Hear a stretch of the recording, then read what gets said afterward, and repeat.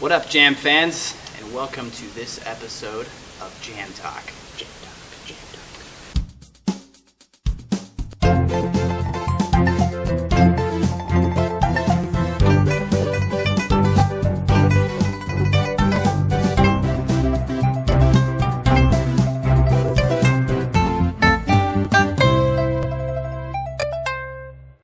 Okay, today we are going to talk about the origins of our gaming history, and that predates consoles. Not really predates consoles. Consoles are out, but back to PC.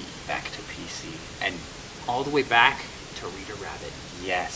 So we're going to talk about some of those games that we played as a kid. So, Rita Rabbit, first off, was one.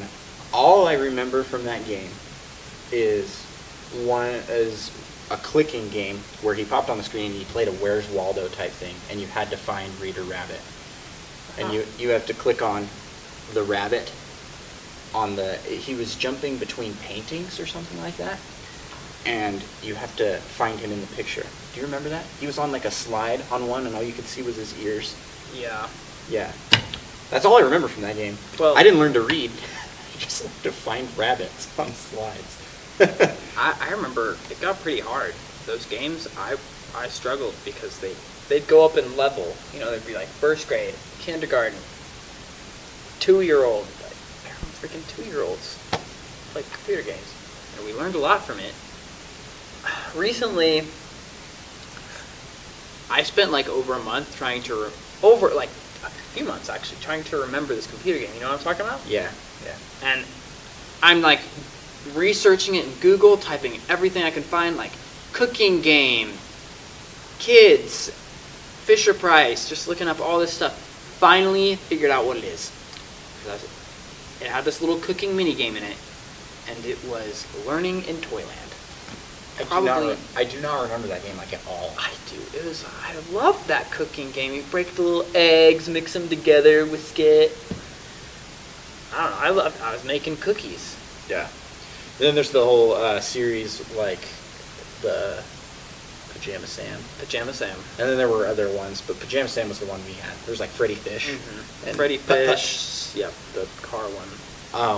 Where you're like moving on the screen and then you have to click around to do different things. Yeah, you gotta find all his socks. Yes. Pajama Sam was so fun. The thing I remember is cheese and crackers, which is tic-tac-toe. You play cheese and crackers against a tree. I don't know. A tree. Yeah, I think it was a talking tree. A talking tree. It's like, you want to play some cheese and crackers?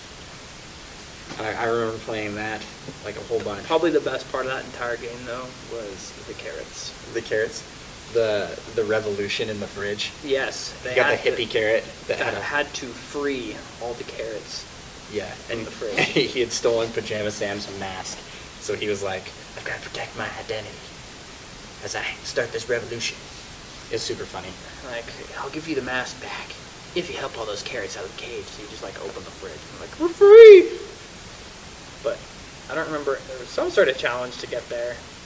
Yeah, I don't remember either. I don't remember. I remember going up this little haunted-looking treehouse thing with like a weird elevator that had like a rope to it.